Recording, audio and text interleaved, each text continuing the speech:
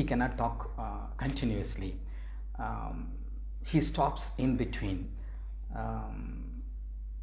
He cannot talk fluently. He cannot express his feelings continuously. இப்படி என்ன 4-5 சென்டென்சஸாக சொல்லிக்கிட்டு இருக்கிறாரு. பிகாஸ் இதுக்கு ஒரு வார்த்தை உண்டு, அந்த ஒரு வார்த்தை அவருக்கு தெரியல. அதுதான் பிரச்சனை.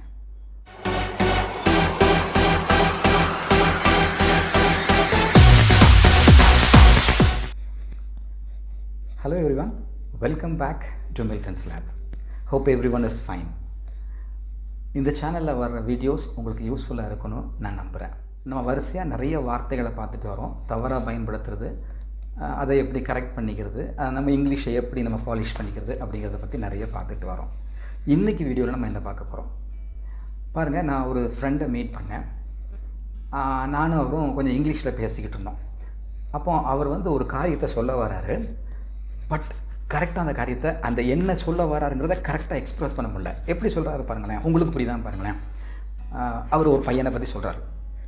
he cannot talk continuously. He stops in between.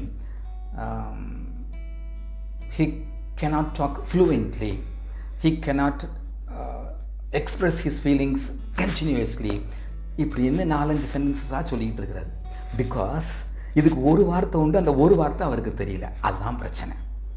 இப்போ இதே மாதிரி நமக்கும் நிறைய நேரத்தில்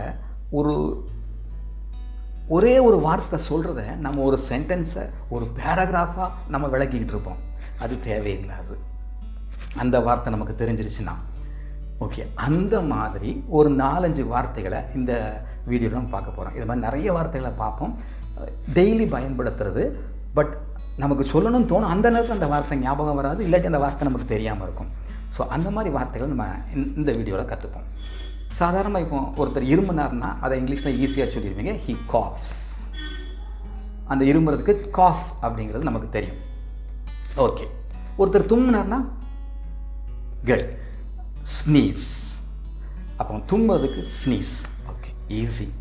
நல்லா சாப்பிட்டு முடிச்சாச்சு, ஏப்பம் வருது, அதுக்கு பெல்ச்.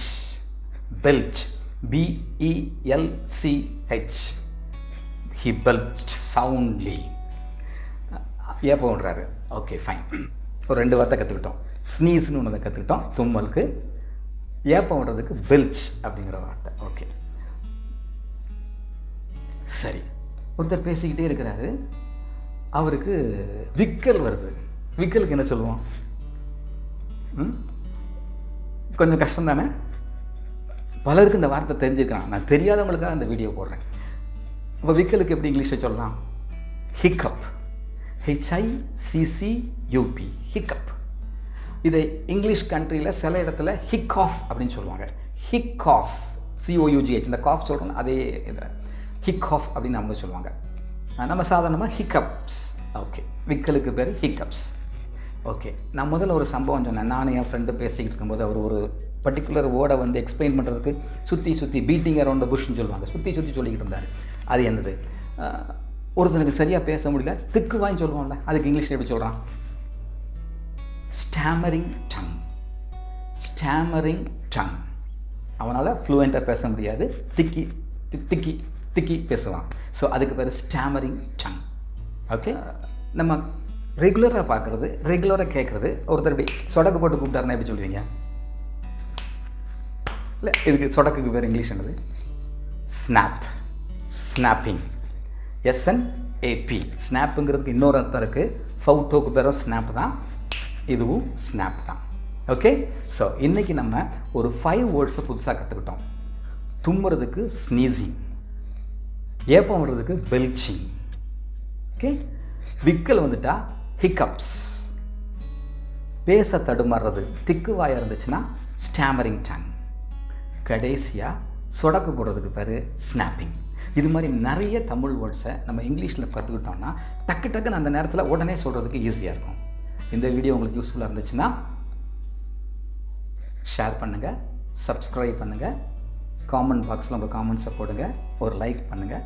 நெக்ஸ்ட் வீடியோவில் இதே மாதிரி இன்னும் சில தகவல்களோட ஐ வில் மீட் யூ.